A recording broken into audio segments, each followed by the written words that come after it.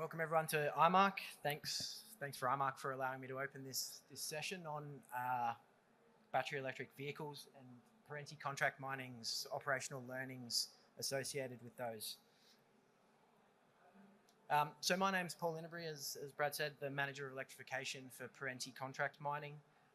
Perenti contract mining is an operating division of Perenti Group, and one of our key priorities within Perenti Group is embedding sustainability in everything that we do.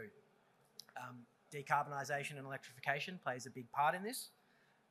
Today I won't be focusing on the rest of our operating divisions. I will just be speaking about Perenti contract mining and our deployment process. Before I do that though, I've just got a flash video here to showcase some of the trials that we have done.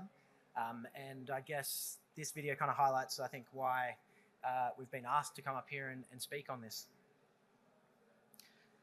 So we have coming up the 60-ton battery electric truck. This trial and deployment has been done in collaboration with Sandvik and Sunrise Dam, AGA, one of our key clients. It's in operation hopefully today, driving around in Western Australia, swapping batteries, picking up loads, going from top to bottom and getting some really good operational learnings. So we also have a battery electric long hole drill. This is drilling now. It's a primary drill at Nova. It's been going well, and we're looking at where else we can deploy this technology across our mines. We've trialled ancillary gear. This trial also was not just a part of the battery electric vehicle. It had new technology in both the smart scanning and the ChemSave. So there was a number of things we were looking at in this.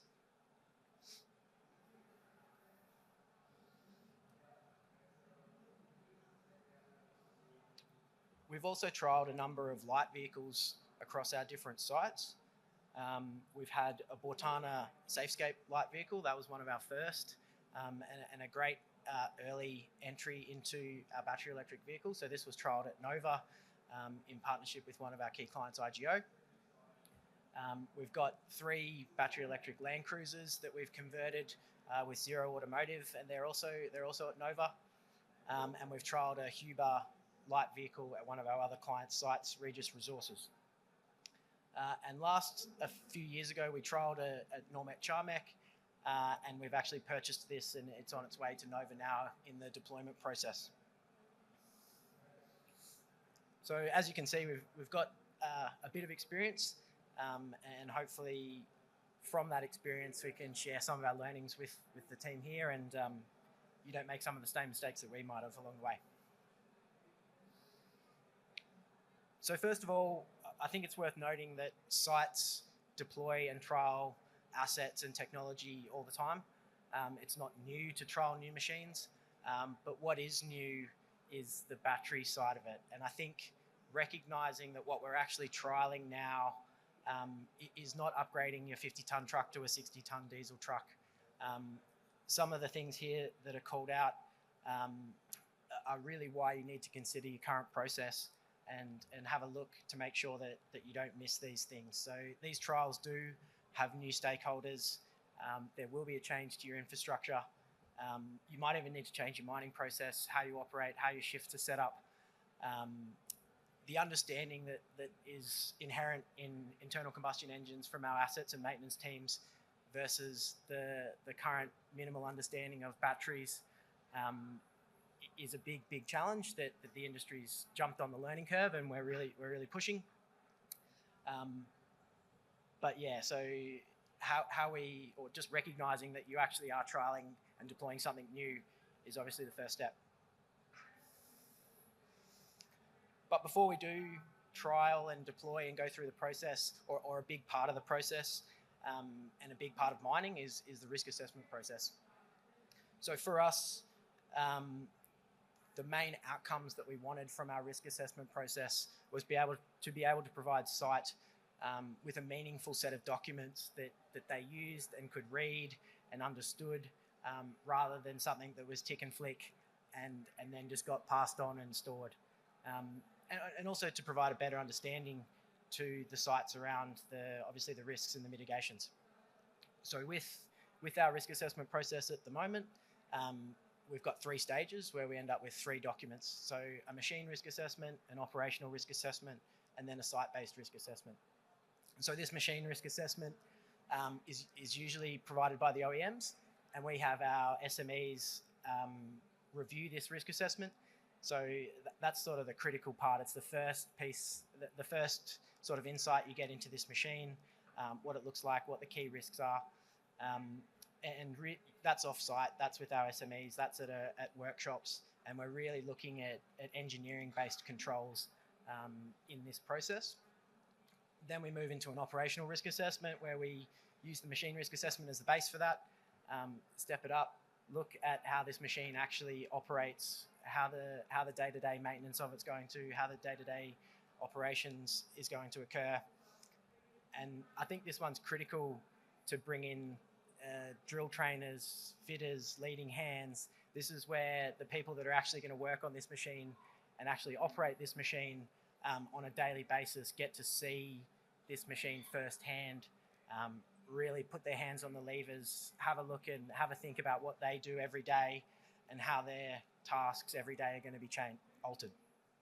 And then finally, we have a site-based risk assessment. So this once then builds on those. So prerequisites for each of these. The machine risk assessment is a prerequisite for the operational, and then they're both prerequisites for the site-based. So we don't really want to be going over things in the machine risk assessment that we've already kind of closed out in the site-based risk assessment. Being able to move through this process in a logical way has really helped our site teams, being able to provide them with a package of documents that it's not going to answer all their questions in this risk assessment process, but we've found that this structured approach, not trying to answer everything all at once, is a great way to get in.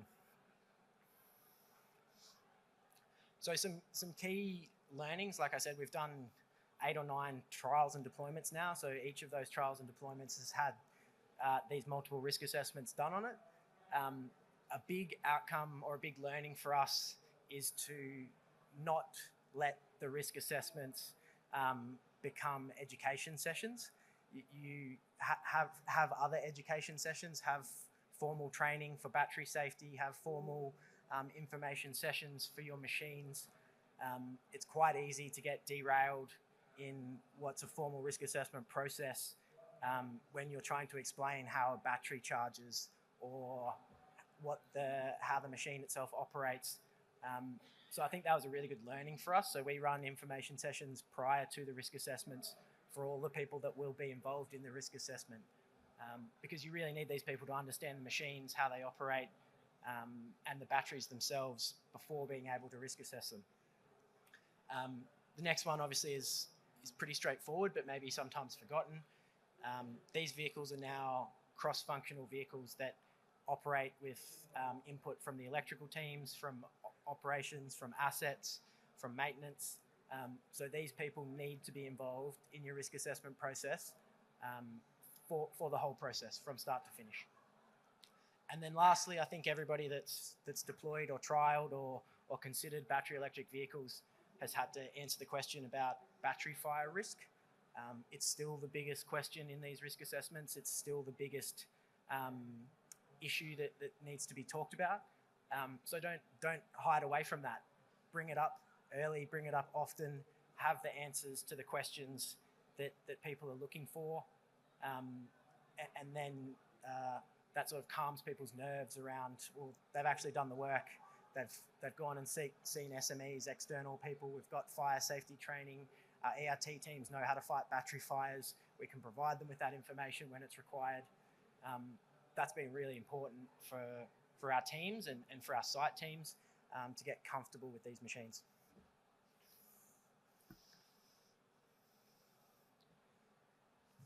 So on to our actual trial deployment process.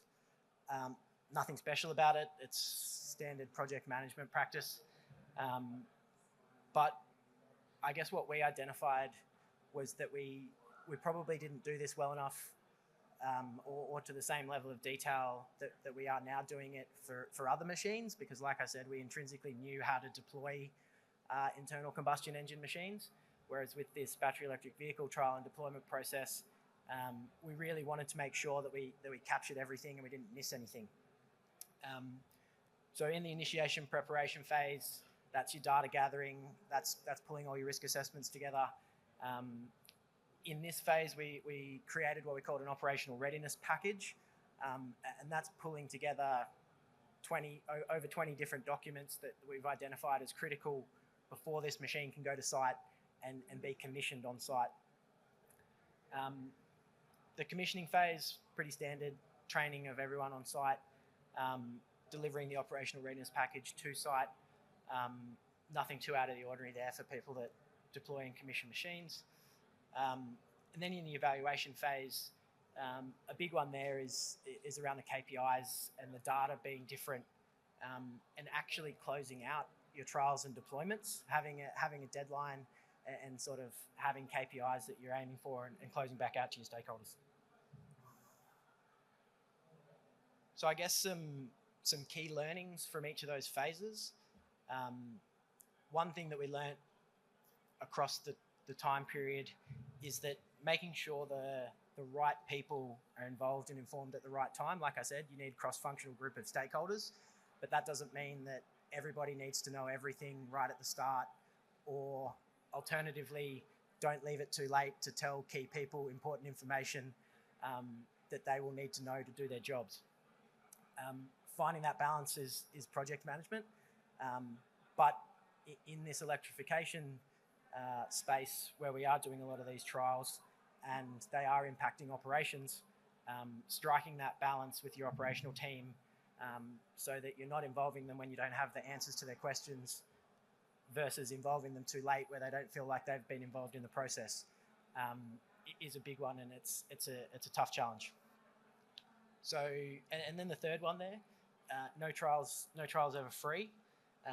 Although people might not be directly paying, there are other costs associated with it. So time, resources, project management, all of those things add up for different stakeholders. So all of the trials that we do, an OEM, a contractor, and a client, each one of those might not pay physical money for the trial, but people are bringing their own resources to the trial. So understanding what people bring to the trial versus just knowing what you bring to the trial, I think is very important to make sure that these are successful.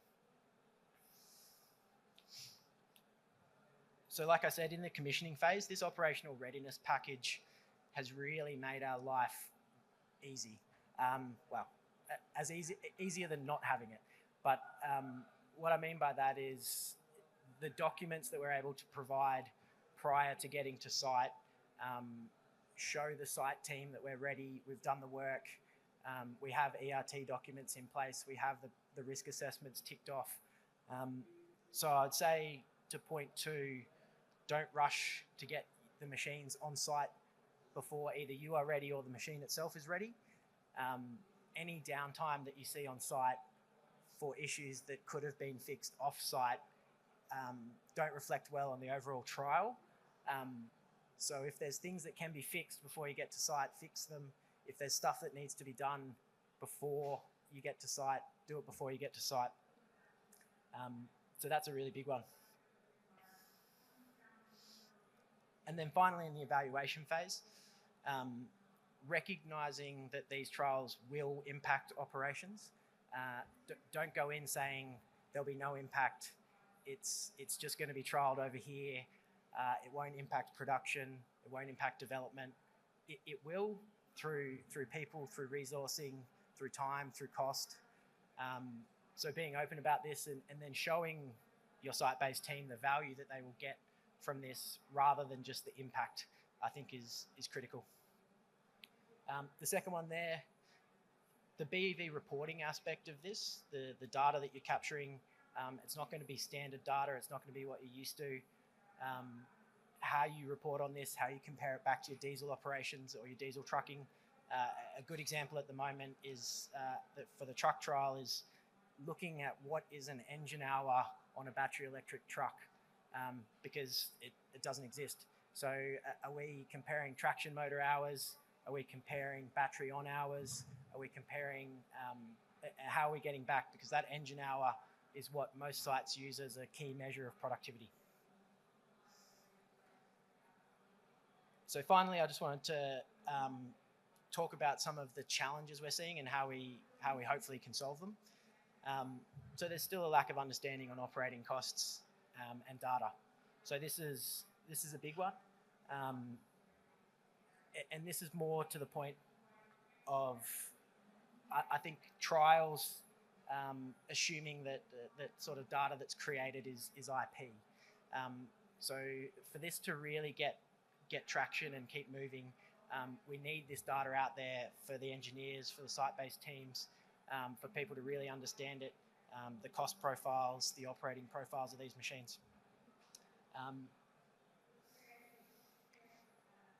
So yeah, lastly, I've talked about the battery electric vehicle deployment process. It's quite operational. It's quite technical. One thing I haven't talked about is the design side of things. All of these operational deployments need a mine site that is designed for them. In collaboration with IGO and ABB, Perenti Group put together a white paper which we delivered to industry about 6 months ago. So please download it, come and speak to us about it. Thank you very much. Hopefully you learned some stuff about battery electric vehicle deployment.